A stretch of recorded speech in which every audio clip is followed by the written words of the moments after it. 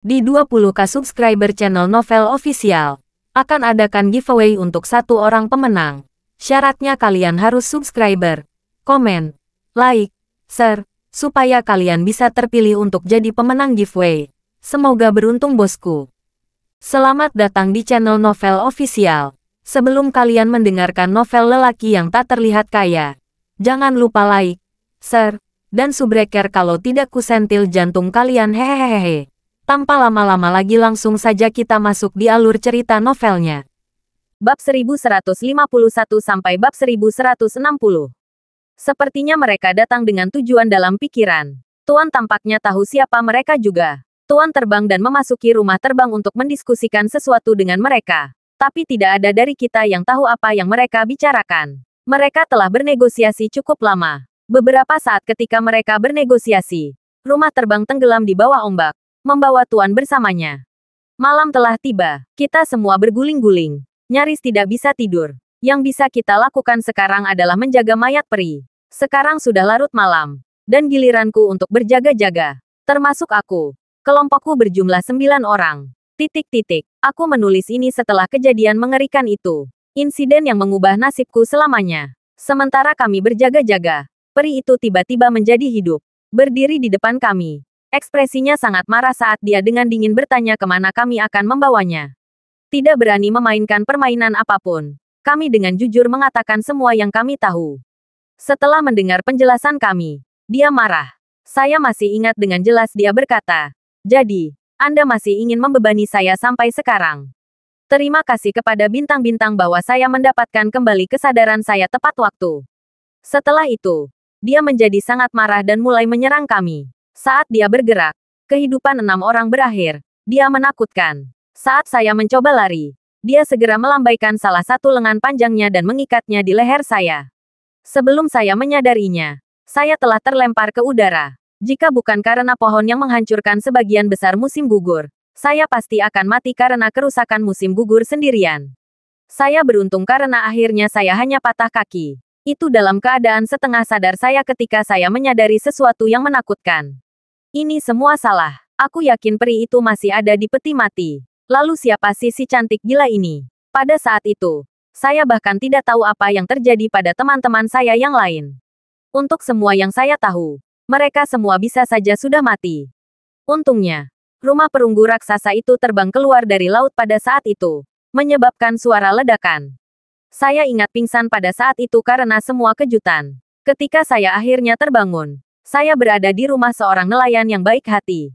Barulah saat itulah saya mengetahui bahwa saya adalah satu-satunya yang selamat dari kelompok 9 orang itu. Yang lain yang tidak berjaga-jaga. Di sisi lain, semuanya diselamatkan oleh tuannya. Karena kejadian itu, saya sekarang cacat dan saya tidak bisa lagi menahan angin laut. Itulah alasan mengapa saya tetap berada di Pulau Montolem. Namun, tuannya cukup baik untuk memberi saya banyak uang. Setelah itu, batu nisan menggambarkan bagaimana orang yang selamat perlahan-lahan menggunakan uang itu untuk menjadi lebih kaya di tahun-tahun mendatang. Pada akhirnya, dia bahkan menjadi orang yang bergengsi di pulau itu. Dan di sanalah memuar di tablet batu itu berakhir. Orang-orang dari zaman kuno memiliki kecenderungan untuk melebih-lebihkan, terutama mereka yang sukses. Mereka hanya suka menambahkan insiden luar biasa ke dalam batu nisan mereka. Anda tahu. Selain contoh ini, cerita lain yang pernah saya dengar adalah tentang seorang heroik bernama Brayden Laban yang membantai seekor ular putih dan menciptakan pemberontakan. Haha, saya benar-benar mengagumi imajinasi orang-orang saat itu. Tidak akan mengejutkan saya jika rumah terbang perunggu menjadi inspirasi untuk film-film fiksi ilmiah hari ini. Kata Tim sambil tertawa. Kedengarannya agak konyol. Namun, itu juga membuat tulisan di batu nisan terdengar lebih spesial. Terkelupas di Yumi. Namun Geralt tidak memberikan komentar apapun tentang itu.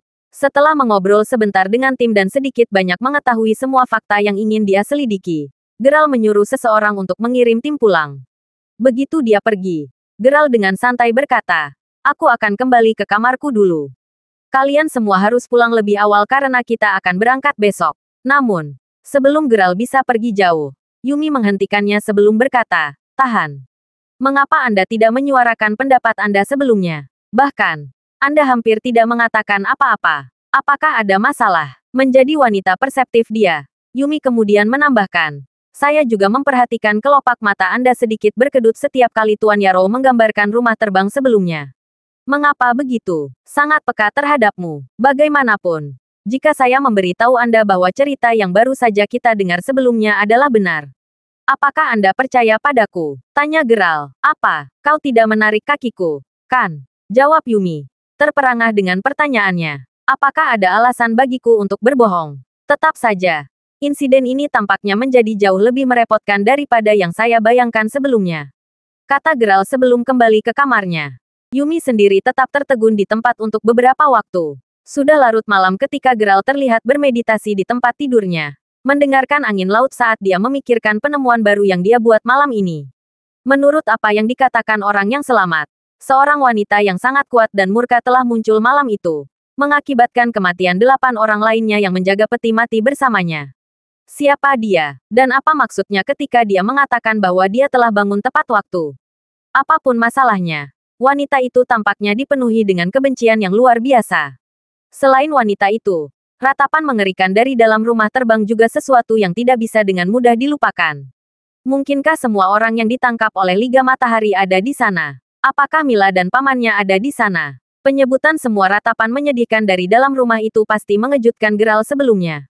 Adapun wanita berpakaian putih, dia mungkin menyerah pada pengemis tua misterius itu pada akhirnya. Lagi pula, Geralt sudah melihat kelanjutan ceritanya saat Master Ghost menunjukkan kepadanya 6 loh batu. Dari apa yang dia ingat, pengemis tua dan orang-orang yang tersisa melanjutkan perjalanan mereka dengan cukup lancar. Setelah lelaki tua itu membunuh seekor naga yang terluka, mereka semua mengubur mayat naga itu bersama dengan peti mati peri sebelum melakukan perjalanan pulang yang sama mulusnya. Setelah beberapa waktu, mata Geralt memancarkan sedikit tekad saat dia diam-diam bergumam, Istana Raja Lautan. 2 hari kemudian, Geralt dan armada keluarganya terus berlayar di atas ombak yang berombak. Sementara gelombang yang sangat tinggi dari sebelumnya telah berkurang jauh, angin laut masih sangat kuat. Memandang ke laut, jumlah ombak kuat yang tampaknya tak ada habis nih sejauh mata memandang akan membuat siapapun merasa kagum. Sebelum Geralt berangkat 2 hari yang lalu, dia telah memerintahkan pengawalnya untuk mengirim Jasmine dan yang lainnya ke kota Halimar terlebih dahulu untuk mencari Wagner. Begitu mereka berada di sana, mereka diberitahu untuk menghubungi Fenderson untuk mengirim orang dan menjemput mereka. Begitu dia tahu bahwa Jasmine dan yang lainnya aman dan sehat, Geralt akhirnya bisa beristirahat sedikit lebih mudah. Sementara Jasmine sendiri awalnya ingin pergi ke sana bersama dengan Geralt, itu terlalu berbahaya. Lagi pula, ini bukan perjalanan, juga bukan petualangan biasa. Faktanya, mengetahui bahwa mungkin ada banyak bahaya yang tidak diketahui di bawah sana. Bahkan dengan kekuatannya saat ini, Geralt sendiri tidak yakin apakah dia akan mampu bertahan dalam keadaan utuh. Saat itu tengah hari ketika Chester menuju ke geladak dan berdiri di belakang Geralt sebelum dengan hormat berkata, diperkirakan kita tidak terlalu jauh dari Istana Raja Lautan sekarang, Tuan. Saya melihat, maka tempat di mana Anda akhirnya hanyut ke tahun itu seharusnya ada di dekatnya, jawab Geralt. Saya akan berasumsi begitu. Saya hanya mendayung perahu ke arah angin laut bertiup pada saat itu. Jadi perahu itu berlayar cukup cepat. Sementara saya telah menyiapkan makanan untuk bertahan setidaknya selama 3 hari saat itu. Saya akhirnya hanyut di laut selama sekitar 10 hari. Karena hampir seminggu tanpa makanan, saya ingat hampir mati kelaparan saat itu. Dari jarak yang kami tempuh, saya akan mengatakan kami harus semakin dekat, kata Chester sambil mengamati daerah itu sambil membuat perkiraan di kepalanya. Selain petunjuk yang kami temukan sebelum kami berangkat, saya menduga bahwa Angelika bisa jadi adalah orang yang kami cari. Geralt berpikir dalam hati. Tetap saja. Saya benar-benar berpikir bahwa Anda akan dapat menemukan jawaban yang Anda cari setelah kita berhasil menjadi Raja Istana Lautan. Tambah Chester. Kau dan aku sama-sama, Chester. Kamu dan aku sama-sama. Jawab Geralt sambil melihat ke cakrawala. Bahkan dengan peta yang diperoleh Geralt dari keluarga Minsol, mereka masih mengalami sedikit kesulitan mencari lokasi yang tepat dari istana. Tiba-tiba, Chester menunjuk ke laut sebelum berkata, "Hah, Pak, lihat ke arah itu. Sepertinya itu semacam kapal." Sesuai dengan kata-kata Chester, setelah berbalik untuk melihat kemana dia menunjuk, Geralt melihat sebuah kapal kayu besar di laut. Meskipun dayungnya tampak statis, kapal itu berlayar melawan arus, dan langsung menuju ke tempat kapal Geralt saat ini agak cepat. Pada saat itu, Yumi berjalan mendekat sebelum bertanya, apakah ada yang salah? Namun, Saat dia melihat kapal yang perlahan mendekati mereka, bahkan dia menjadi sedikit terpana. Menyadari aura yang mengelilingi kapal, Geralt yang tercengang yang matanya tidak lepas dari kendaraan yang berlayar di laut bergumam. Mungkinkah, paksa, dengan cepat mengambilnya. Lalu dengan dingin memerintahkan. Untuk saat ini, fokuslah untuk menghindari kapal yang masuk. Aku akan naik kapal itu untuk melihat-lihat dulu. Sementara Chester dan Yumi sudah tercengang. Rahang mereka benar-benar jatuh saat mereka melihat Geralt melompat ke arah kapal lain. Saat kaki Geralt menyentuh permukaan kapal kayu, itu langsung menyebabkan gelombang besar terjadi saat kapal terombang-ambing karena dampak kedatangan Geralt. Akhirnya, riak melambat dan Geralt mengambil kesempatan untuk mulai melihat sekeliling. Dari apa yang bisa dia lihat, sepertinya itu adalah kapal kayu berukuran rata-rata yang dapat menampung sekitar 40 hingga 50 orang. Tampaknya juga memiliki sedikit sejarah. Melangkah ke kabin, seperti ada tirai tua dan robek yang tergantung di luar jendela kabin. Alhasil, meski di luar cukup terang, bagian dalam kabin tetap cukup gelap. Setelah melihat-lihat sebentar, Geralt mulai mencoba merasakan sekelilingnya. Kekuatan yang dia rasakan di sekitar kapal sebelumnya sekarang tidak ditemukan dimanapun. Aneh. Untuk sedikitnya, dengan itu, Geralt perlahan menarik tirai sebelum masuk lebih dalam ke kabin. Dengan memisahkan kamar-kamar di dalam kabin, koridor di tengah mengarah ke kamar tamu kecil di kedua sisinya. Tiba-tiba, suara langkah kaki yang samar terdengar dari kabin kontrol kapal yang terletak di bagian bawah. Seseorang sedang berjalan ke atas. Dengan pemikiran itu, Geralt berdiri tak bergerak, melihat sekeliling siapa dengan penuh perhatian sampai akhirnya dia melihat yang menaiki tangga. Geralt menyaksikan seorang wanita tua berambut putih dengan postur bungkuk perlahan mendekat tubuhnya saat menaiki tangga. Selain fakta bahwa pakaiannya sudah tua dan sobek dan rambutnya sangat berantakan, ciri khas wanita itu adalah banyaknya bekas luka yang menutupi wajahnya. Di daerah yang remang-remang, Geralt mau mengakui bahwa dia tampak agak menyeramkan. Terlepas dari itu, dia mengambil inisiatif dengan bertanya, "Selamat siang, Nyonya.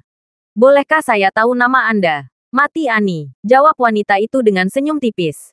Terlepas dari sikap ramahnya, Geralt mendapati dirinya menjadi sedikit gugup. Lagi pula, siapapun yang tersenyum dengan wajah penuh bekas luka pasti akan membuat sedikit perasaan gugup di antara mereka yang melihatnya.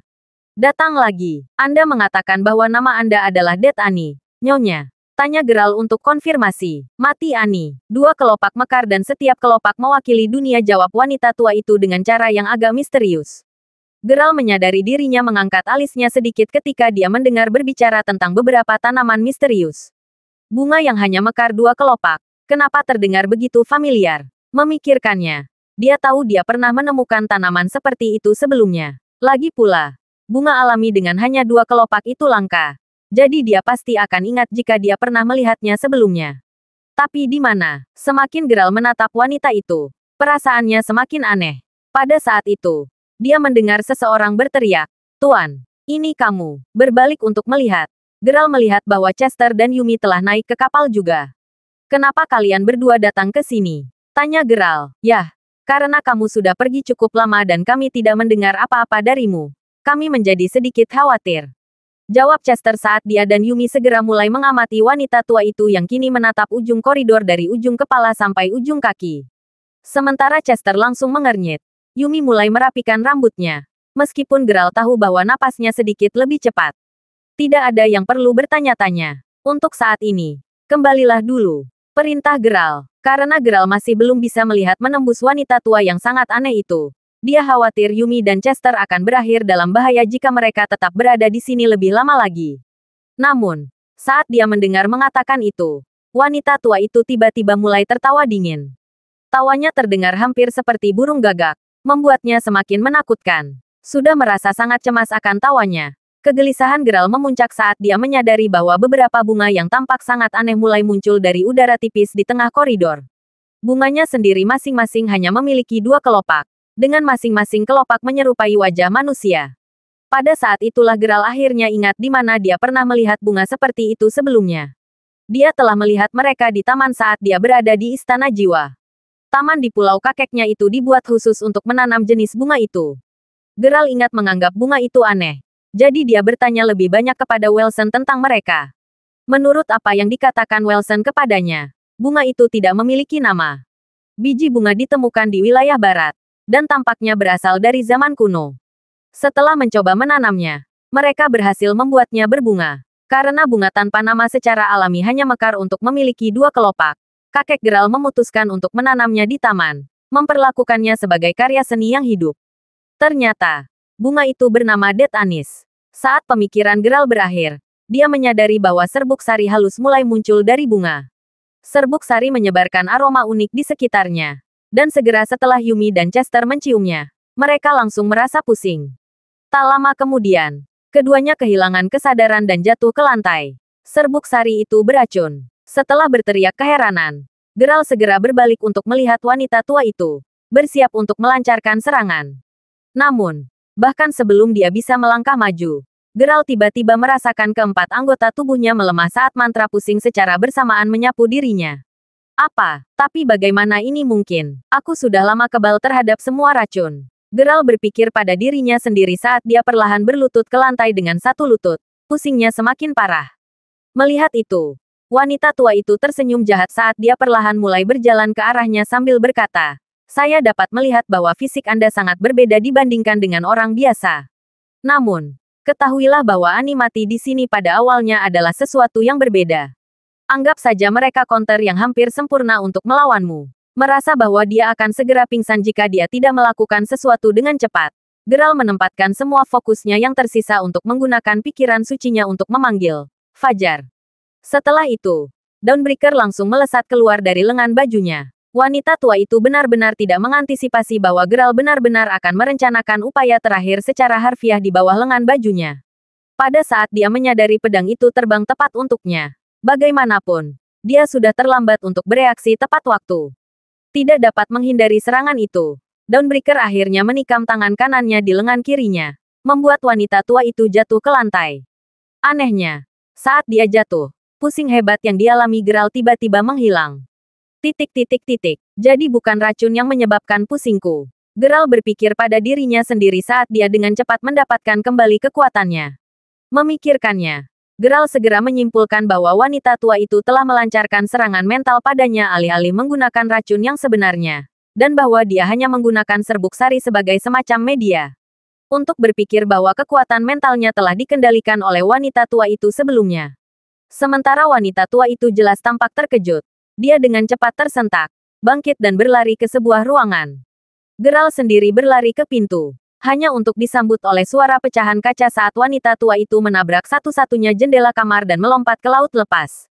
Pada saat dia sampai ke jendela, wanita tua itu tidak terlihat. Saat itulah Chester dan Yumi perlahan mulai sadar kembali.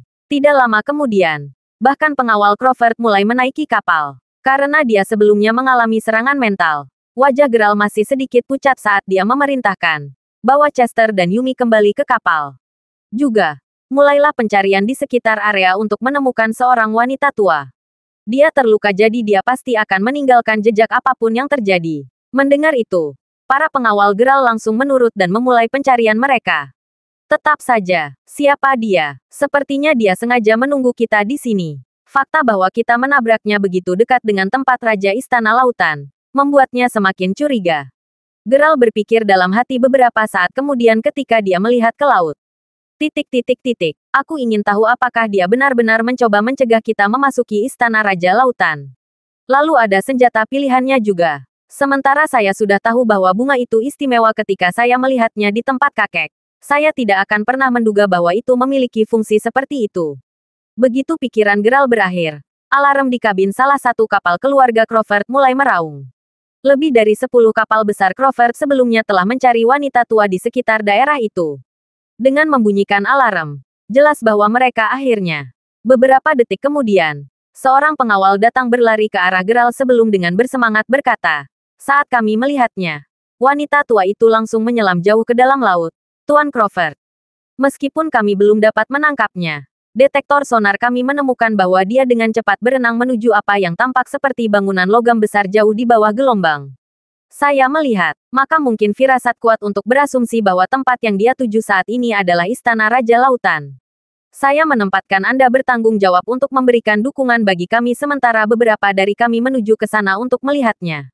"Ngomong-ngomong, apa kalian berdua baik-baik saja?" tanya Gerald sambil berbalik untuk melihat Yumi dan Chester. Saya baik-baik saja, jawab Chester meskipun Yumi hanya mengangguk. Sangat baik, tempatkan batu anti-air di mulutmu dan ikuti aku di bawah ombak kalau begitu. Dengan mengatakan itu, mereka bertiga kemudian menyelam ke laut, berenang ke kedalamannya yang keruh. Karena mereka memiliki peralatan elektronik khusus, mereka dapat dengan cepat dan tepat menemukan lokasi istana dan wanita tua itu. Dengan bantuan batu anti-air, ketiganya mampu membuat jalan mereka lebih dalam ke laut dengan lebih cepat.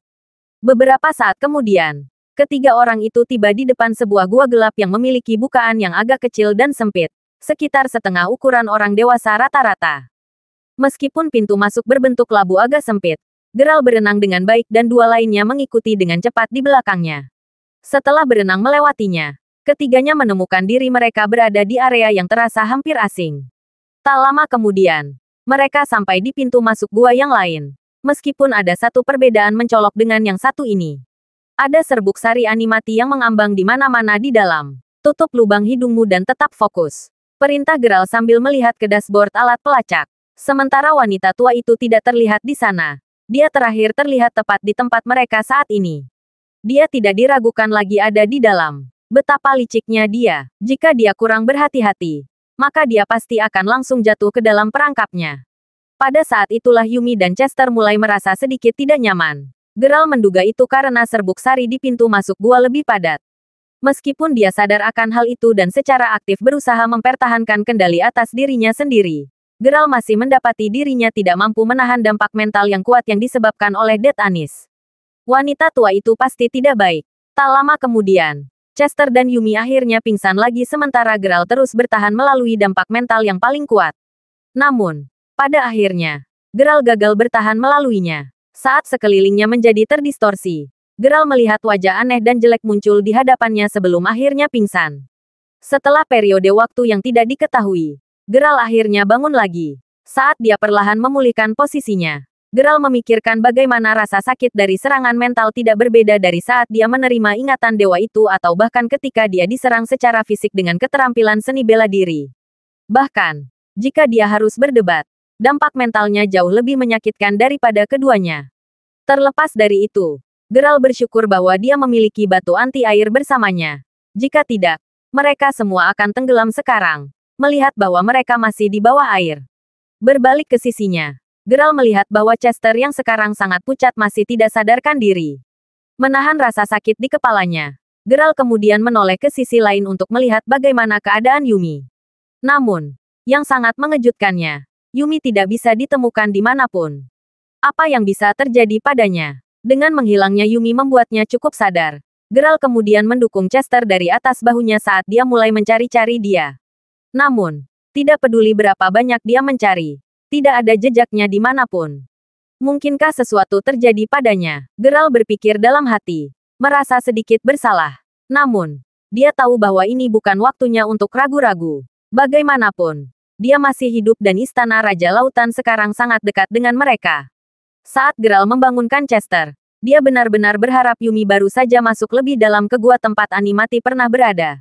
Tak lama kemudian, Chester terbangun dan keduanya terus bergerak maju. Setelah berenang menyusuri jalan setapak untuk beberapa waktu, keduanya tiba-tiba terkena gelombang besar air yang sepertinya menarik keduanya ke depan.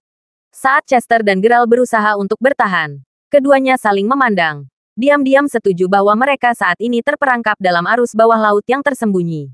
Meskipun Geralt menggunakan seluruh kekuatannya untuk menahan diri agar tidak ditarik, dia tetap kalah oleh arus yang sangat kuat. Tentu saja, Chester juga gagal menahan arus. Dengan tubuh mereka sekarang terlempar lebih dalam ke dalam gua, Geralt memperhatikan bahwa itu dengan cepat menjadi jauh lebih kecil. Gunakan penghancur tulang, teriak Geralt saat ruangan itu semakin mengecil. Mendengar itu, baik Chester dan Geralt segera mulai melakukan keterampilan untuk secara aktif menyesuaikan tubuh mereka dengan lingkungan mereka. Dengan ukuran gua yang sekarang menjadi seukuran balita dan dengan cepat terus menjadi lebih kecil. Geralt tahu bahwa jika mereka melakukan keterampilan menghancurkan tulang lebih lama lagi, bahkan dia akan berakhir dihancurkan sampai mati meskipun memiliki kekuatan seperti itu, fisik yang menakutkan. Akhirnya, mereka terlempar keluar dari ujung lain gua. Hal pertama yang mengejutkan Geralt tentang di mana mereka baru saja mendarat adalah kenyataan bahwa tidak ada air laut di sini. Itu adalah ruang yang benar-benar kering. Terlepas dari itu, Begitu dia melihat betapa terlukanya Chester, Geralt segera membantunya berdiri. Aku minta maaf karena tidak berguna, Pak.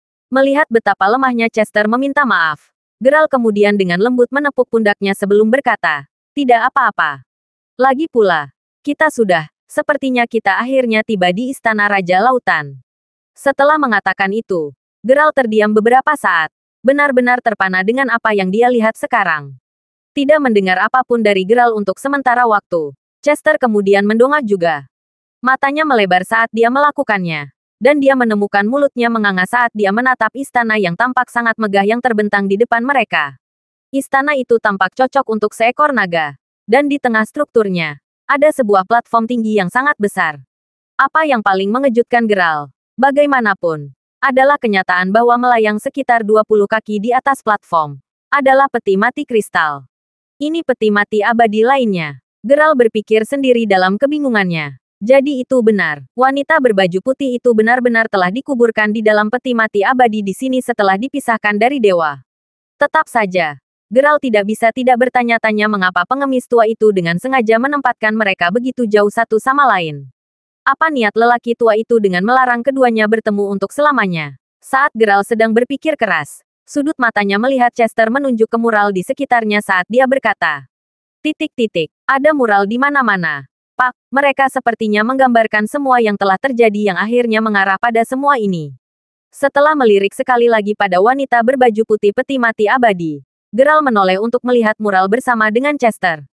Mirip dengan istana bawah tanah di padang pasir, tempat ini juga dipenuhi mural. Membaca sekilas gambar-gambar itu, Geralt menegaskan bahwa mural itu sebagian besar merinci kisah wanita berbaju putih yang dimakamkan.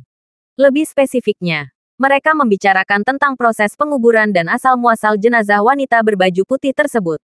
Dengan kata lain, sebagian besar hal yang Geralt sudah sadari. Di antara mural, bagaimanapun, kata-kata abstrak sesekali dapat ditemukan. Geralt, misalnya, tidak tahu apa yang mereka maksud. Bagaimanapun, itu sangat berbeda dari kata-kata yang dia lihat di mural sebelumnya. Tiba-tiba, dia mendengar Chester bergumam, bahasa gua. Beralih untuk melihat Chester, Geralt melihat bahwa dia juga menatap beberapa kata abstrak yang telah terukir di dinding lain.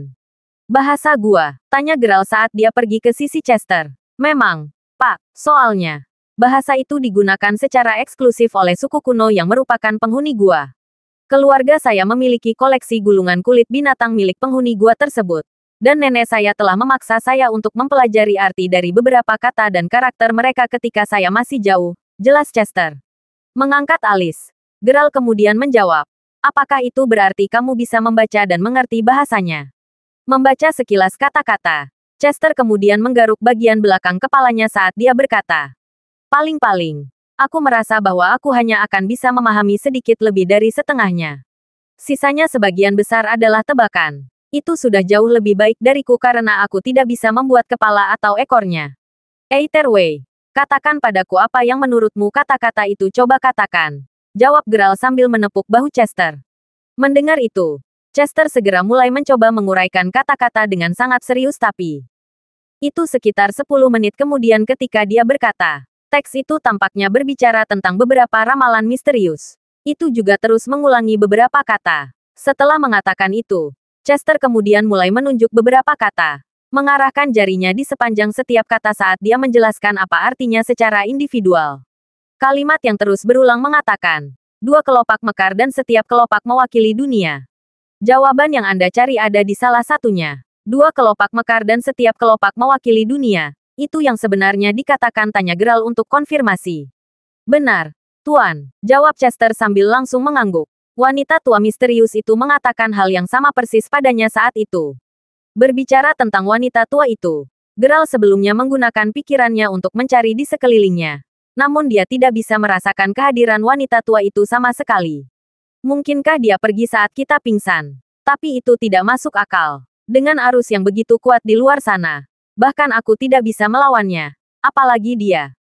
Namun, Geralt dengan cepat menepis pikiran itu. Itu bukan hal utama yang harus dia fokuskan saat ini. Kembali ke apa yang dikatakan Chester kepadanya. Setiap kelopak mewakili sebuah dunia. Sementara Geralt yakin pasti bahwa itu mengacu pada Ani yang mati. Dia tidak tahu harus mulai dari mana untuk memahami teksnya. Perlahan mengerutkan kening. Geralt kemudian bertanya, apakah ada yang lain? Juga, bagian mana dari itu yang membuatmu merasa kedengarannya seperti ramalan? Yah, sisa kata-kata menyatakan bahwa seseorang akan muncul setelah 10.000 tahun dan membawa peri pergi untuk dipersatukan kembali dengan kekasihnya setelah dipisahkan selama jangka waktu itu. Setelah mereka bersatu kembali, orang yang membawa mereka kembali bersama-sama juga akan dapat menemukan jawabannya. Meski begitu, jawabannya mungkin terlihat jauh tetapi juga sangat dekat pada saat yang bersamaan. Seperti yang dikatakan Chester, sementara dia bisa membedakan sebagian besar kata, dia masih membutuhkan banyak usaha untuk menerjemahkannya dengan benar. Setelah jeda singkat, dia kemudian melanjutkan, karena dia memiliki kunci untuk membawa pergi peti mati abadi.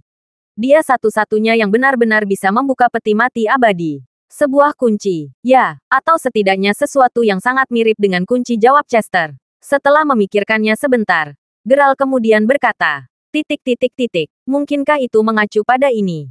Apa itu? Tanya Chester agak penasaran saat dia melihat Geralt dengan hati-hati mengeluarkan kotak kayu persegi dari sakunya. Wagner telah memberikan kotak itu kepada Geralt setelah seorang pengemis tua memberikannya kepada leluhurnya sekitar 800 tahun yang lalu.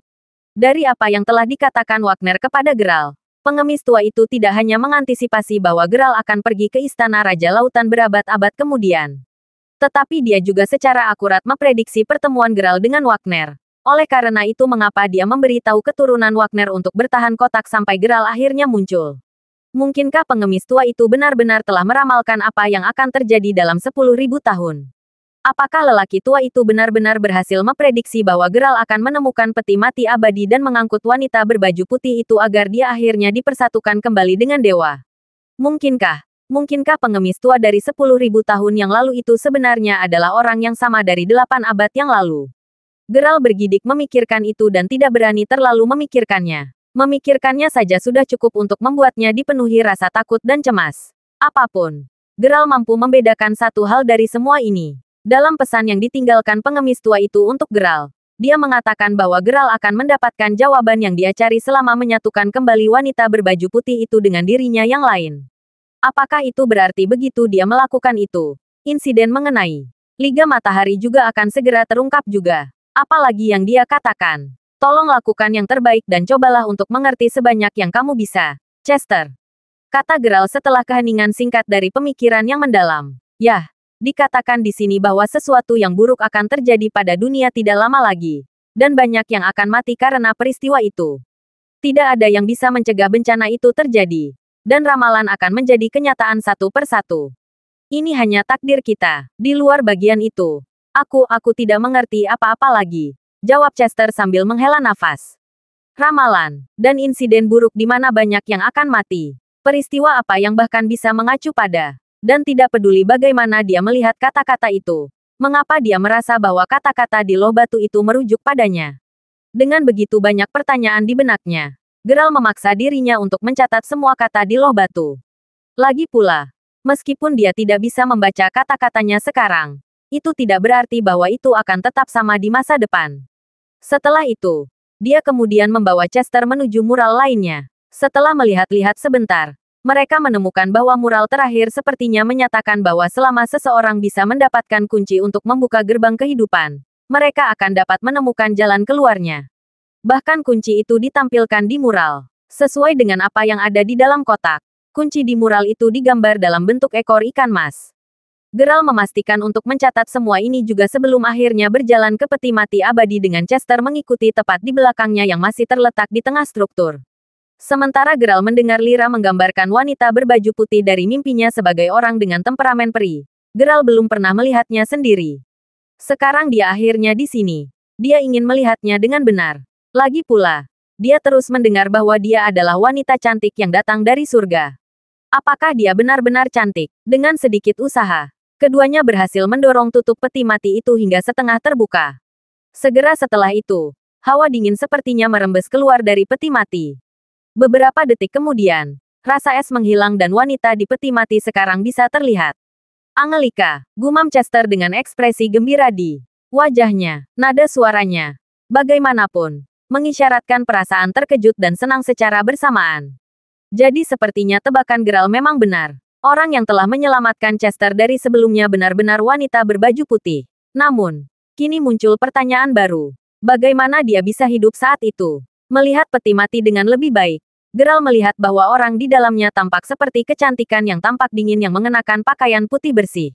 Dengan kecantikan yang nyaris tak tertandingi, Geralt harus mengakui bahwa dia mungkin wanita tercantik di planet ini. Terlebih lagi, terlepas dari kenyataan bahwa dia hanya berbaring di sana dengan begitu damai, dia entah bagaimana masih memancarkan aura seperti peri. Dari apa yang Geralt tahu, aura itu sepertinya membantunya menyembuhkan segala kekurangan pada dirinya saat itu muncul. Betapa indahnya Geralt berpikir dalam hati, tertegun. Sayangnya, tidak peduli seberapa cantik kamu, kamu masih milik doppelganger saya. Saya di sini hanya karena saya ingin menemukan Mila dan Paman sehingga keluarga saya akhirnya dapat bersatu kembali. Bagaimanapun, saya akan menyatukan Anda kembali dengannya terlebih dahulu. Dan setelah saya selesai dengan tugas saya harap Anda akan melakukannya, membantu saya juga. Bahkan jika itu hanya petunjuk terkecil, saya akan dengan senang hati menerimanya selama itu benar-benar membawa saya kepada mereka. Kata Geralt sambil melihat wanita di dalam peti mati sebelum mengalihkan pandangannya. Dengan mengatakan itu, dia kemudian menutup kembali tutup peti mati sebelum melompat dari platform tinggi bersama dengan Chester. Setelah melihat-lihat sebentar, Geralt akhirnya melihat lekukan di tengah platform tinggi. Lekukan itu sendiri cocok dengan bentuk kunci ekor ikan di tangannya. Kita seharusnya bisa keluar dari tempat ini saat aku memasukkan kuncinya ke dalam. Geralt berpikir dalam hati. Namun, saat dia akan memasukkannya, dia tiba-tiba mendengar Chester berteriak, "Tuan! Lihat di sana, ada peti mati lain di sana." Beralih untuk melihat area redup yang ditunjuk Chester, Geralt segera melihatnya juga. Terbaring di tengah area yang gelap itu, ada peti mati hitam raksasa yang diikat dengan sejumlah rantai yang tampak kokoh. Cara rantai diikat, seolah-olah mereka secara aktif mencegah sesuatu untuk melarikan diri. Dengan mengingat hal itu, tidak heran mengapa Chester merasa terkesima karenanya. Aneh sekali, kenapa muralnya tidak menunjukkan asal-usul peti mati ini? Gumam Geralt pada dirinya sendiri dengan heran. Itu bukan satu-satunya hal yang dia anggap aneh saat tiba di sini. Lagi pula, di mana peti mati kecil yang telah dibalik dari kapal. Dan meskipun seharusnya ada naga raksasa yang terkubur di sini, itu juga tidak terlihat. Jangan repot-repot tentang itu dulu. Apapun. Mundur, Chester. Saya punya firasat bahwa begitu pintu keluar dibuka, banyak air laut akan mengalir masuk. Saya akan fokus merawat peti mati abadi. Jadi ingatlah untuk tetap dekat dengan saya, kata Geralt. Geralt hanya memiliki satu tujuan sekarang. Dan itu adalah wanita berbaju putih. Sementara dia masih belum bisa sepenuhnya memahami beberapa hal, dia terlalu lelah untuk menyelidiki lebih jauh tentang masalah ini, setidaknya untuk saat ini. Setelah melihat anggukan tegas Chester, Geralt menyelipkan ekor ikan di tempatnya. Sedetik kemudian, cahaya keemasan terpancar, dan suara gemuruh segera menyusul. Seluruh istana sekarang bergetar hebat, dan rasanya seolah-olah langit akan runtuh sementara bumi tampak siap terbelah. Ketika semua ini terjadi, peti mati kristal perlahan mulai turun, didukung oleh Geralt di salah satu tangannya. Sementara Geralt telah mengantisipasi setidaknya sebanyak ini terjadi, dia tidak menyangka gerbang kehidupan tidak terbuka. Sebaliknya, itu hanya tampak bergetar hebat. Di tengah kekacauan, bahkan rantai besi yang melilit peti mati hitam raksasa itu mulai bergetar di tempatnya. Pada saat itulah sesuatu yang benar-benar aneh terjadi. Keduanya melihat rantai besi mengikat peti mati hitam mulai putus. Pada saat yang sama, peti mati kristal hampir muncul seperti ingin terbang keluar dari tempat ini. Seolah semua itu belum cukup, Death Anis tiba-tiba mulai tumbuh dengan cepat di semua dinding di sekitarnya. Ini Anis mati lagi, teriak Chester. Sekarang sangat ketakutan. Tidak butuh waktu lama bagi bunga untuk memenuhi seluruh tempat. Dan sekitar saat itulah banyak serbuk sari mulai muncul. Akibatnya, pusing langsung kembali. Sebelum mereka berdua bahkan bisa memikirkan bagaimana harus bereaksi selanjutnya, salah satu dinding istana terbuka, mengirimkan air laut dengan cepat ke dalam struktur. Meskipun seluruh tubuhnya sudah gemetar kesakitan, Geralt masih memegang peti mati itu sekencang mungkin.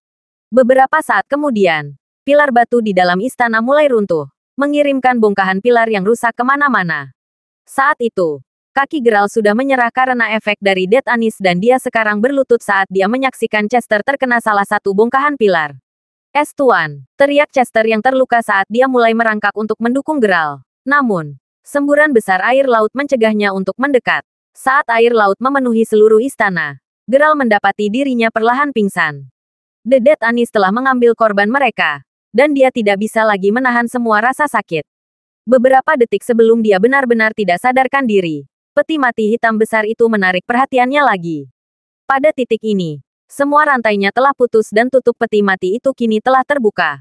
Setelah itu, cahaya hitam dan pekat melesat keluar. Sementara itu, sudah larut malam di atas laut dan armada keluarga Crawford masih menunggu Geralt kembali. Sementara laut relatif tenang sebelumnya, kapal-kapal langsung mulai naik turun dengan agak berbahaya saat ombak laut menjadi liar dan guntur serta kilat mulai menerjang dan menyambar entah dari mana. Dengan tambahan angin kencang tiba-tiba yang tidak muncul beberapa detik yang lalu, semua kapal benar-benar dalam bahaya terbalik. Itu hampir seolah-olah tsunami sudah dekat. Bagaimana situasinya? Apakah Tuan Crawford masih di bawah sana? Semua ini tampaknya terjadi karena pergerakan arus rahasia di bawah laut. Adakah yang bisa memberitahu apa yang terjadi di bawah sana? Teriak beberapa pengawal keluarga Crawford dengan cemas. Semua kapal lain kehilangan sinyal padanya. Semua radar juga terganggu. Teriak salah satu orang yang mengoperasikan kapal. Saat kalimatnya berakhir, cahaya hitam keluar dari lautan, menjulang ke langit. Apa-apaan itu? Semua pengawal yang berdiri di dek mendapati diri mereka menatap dengan mata terbelalak saat cahaya hitam terbang tinggi ke langit. Sebelum mulai jatuh ke arah tertentu seperti semacam meteor. Itu tidak mungkin terjadi begitu saja, kan? Tanya salah satu penjaga. Benar-benar terperangah. Kami semua melihatnya. Itu bukan hanya imajinasimu. Tahan. Semuanya. Cepat. Ada sinyal lagi. Kami terhubung dengan Tuan Crawford lagi. Teriak salah satu penjaga lainnya dengan penuh semangat. Saat badai lautan tumbuh semakin kuat, Geralt yang tidak sadar hanya melayang di laut dengan peti mati abadi terbungkus erat di lengannya. Sementara pikirannya sudah lama kosong karena rasa sakit yang luar biasa. Dan dia tidak lagi mengendalikan tubuhnya. Keinginannya untuk berpegang teguh pada peti mati abadi bertahan di atas segalanya. Kali berikutnya matanya dibuka kembali. Geralt menemukan bahwa dia sedang berbaring di tempat tidur. Tidak yakin berapa lama dia pingsan. Dia berpikir dalam hati. Aku benar-benar selamat. Geralt, kamu akhirnya bangun. Teriak sebuah suara dari sebelah kanannya. Berbalik untuk melihat ke sampingnya. Geralt melihat bahwa Jasmine adalah orang yang berteriak. Tampaknya dia telah menunggu di sisinya selama ini. Dan fakta bahwa dia sekarang akhirnya bangun adalah berita bagus baginya sehingga dia tidak bisa menahan air matanya. Tidak lama kemudian, Lord Fenderson, Joshua, dan beberapa pengawal terkemuka lainnya juga bergegas masuk sambil berteriak. Akhirnya Anda bangun, Tuan Crawford. Melihat mereka, Geralt kemudian bertanya, berapa lama aku tidak sadar? Kamu sudah tidak sadarkan diri selama sekitar 1,5 bulan sekarang. Jawab salah satu pengawal yang khawatir. Apa? 1,5 bulan? Sebenarnya. Tunggu. Di mana peti mati abadi itu? Seru Geralt. Matanya membelalak kaget. Mendengar pertanyaannya, pengawal itu kemudian dengan cepat berkata, Yah, kami telah merencanakan untuk memberitahumu tentang ini segera setelah kamu bangun. Anda tahu. Sementara memang benar bahwa Anda berhasil membawanya kembali. Sebenarnya, lebih mudah untuk menjelaskannya jika kamu pergi melihat sendiri situasinya. Saat Geralt mendengarkan apa yang dikatakan pengawalnya, dia secara bersamaan juga memikirkan hal lain. Fakta bahwa dia tidak sadarkan diri selama 1,5 bulan penuh berarti bahwa Dead Anis jauh lebih kuat daripada yang dia perkirakan sebelumnya. Sangat berbeda dengan serangan dari orang-orang kuat seperti Christopher. Dead Anis digunakan sebagai media untuk membawa kerusakan mental yang besar kepada orang lain. Itu membuatnya menyadari bahwa meskipun melatih fisiknya ke keadaan yang begitu kuat, kekuatan mentalnya masih jauh dari kemampuan tubuhnya. Memikirkan bahwa dia hampir mati karena semua luka yang dia derita dari Dead Anis. Terlepas dari itu, Geralt dengan jelas ingat menyaksikan sesuatu beberapa detik sebelum dia pingsan kembali ketika dia masih berada di Istana Raja Lautan. Saat dia berpegangan pada peti mati abadi saat itu, tutup peti mati hitam besar itu telah terbuka dan mengikutinya. Sebuah cahaya hitam keluar darinya. Apapun masalahnya, dia yakin bahwa dia telah membawa peti mati abadi itu kembali bersamanya. Tapi kenapa pengawalnya masih bertingkah seperti ada yang tidak beres? Bangun dari tempat tidur, Geralt kemudian menuju ke kamar di halaman belakang yang saat ini dijaga ketat oleh pengawal. Begitu membuka pintu, Geralt langsung disambut pemandangan peti mati abadi tepat di tengah ruangan. Bergerak ke arahnya, Geralt perlahan membuka tutupnya, hanya untuk mengetahui bahwa itu kosong. Wanita berbaju putih itu hilang.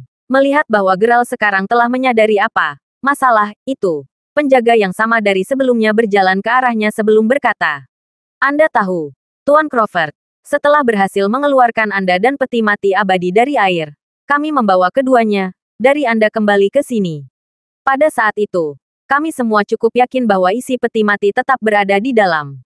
Dan kami benar. Namun, itu sekitar seminggu yang lalu ketika sebuah insiden terjadi. Meskipun dia masih berada di peti mati pada malam sebelumnya, hal berikutnya yang kami tahu, dia telah menghilang, hanya menyisakan peti mati." Meskipun kedengarannya tak terbayangkan, itu adalah kebenaran. Menimpali Lord Fenderson. Ada alasan mengapa Lord Fenderson masih di sini. Setelah kembali ke kota Halimark, semuanya berjalan cukup baik. Namun, saat dia akan kembali ke Provinsi Salford, pengawal Geralt tiba-tiba meminta Joshua menyatakan bahwa Tuan Crawford terluka dan saat ini dalam keadaan koma. Karena mereka masih di sana, mereka setuju untuk pergi ke Pulau Montolem untuk mengunjungi pria yang tidak sadarkan diri itu. Terlepas dari kenyataan bahwa Lord Fenderson hampir berusia 100 tahun sekarang, semua yang terjadi masih cukup sulit untuk dia percayai. Geralt sendiri sama terkejutnya. Mungkinkah gambaran orang yang mengikuti prosesi pemakaman saat itu benar-benar benar? Apakah benar-benar mungkin bagi wanita berbaju putih untuk hidup kembali? Saat Geralt dengan hati-hati memindai peti mati abadi, animati yang ditempatkan tepat di tengah peti mati langsung menarik perhatiannya. Saat dia melihat bunga yang ditakuti itu, dia tidak bisa menahan diri untuk mundur selangkah. Karena seberapa banyak rasa sakit yang ditimbulkannya, tubuhnya sekarang secara naluriah belajar untuk takut akan hal itu. Dengan cepat mendapatkan kembali ketenangannya, Geralt menyadari bahwa bunga itu telah ditempatkan dengan cukup rapi di dalam peti mati. Hampir seolah-olah seseorang telah meninggalkannya di sana saat wanita berbaju putih itu pergi. Melihat bahwa Geralt memperhatikan bunga itu, pengawal itu menambahkan dengan nada memalukan. "Sayangnya, Tuan Crawford, bunga tanpa nama itu adalah satu-satunya yang tersisa di peti mati." Tertegun, Geralt kemudian berbalik untuk melihat penjaga sebelum berkata, Kamu tahu bunga ini? Bunga itu sangat langka. Dan Geralt hanya berhasil menemukannya pertama kali ketika dia berada di pulau kakeknya. Terlepas dari keindahannya, Geralt hanya menganggapnya sebagai bunga sederhana saat itu. Jadi dia tidak terlalu memperhatikannya. Namun demikian, Geralt terkejut sekarang karena pengawal acak dari keluarganya yang bahkan bukan milik Istana Jiwa sebenarnya tahu tentang bunga itu. "Oh, ya. Lord Fenderson lah yang memberiku detailnya." Lalu saya berasumsi Anda pernah melihat bunga ini sebelumnya, Lord Fenderson?" Tanya Geralt sambil menoleh ke arah Brisen. "Tapi tentu saja aku tahu. Ketika saya jauh lebih muda di sekitar usia 20, saya memiliki hubungan yang cukup baik dengan kakek Anda.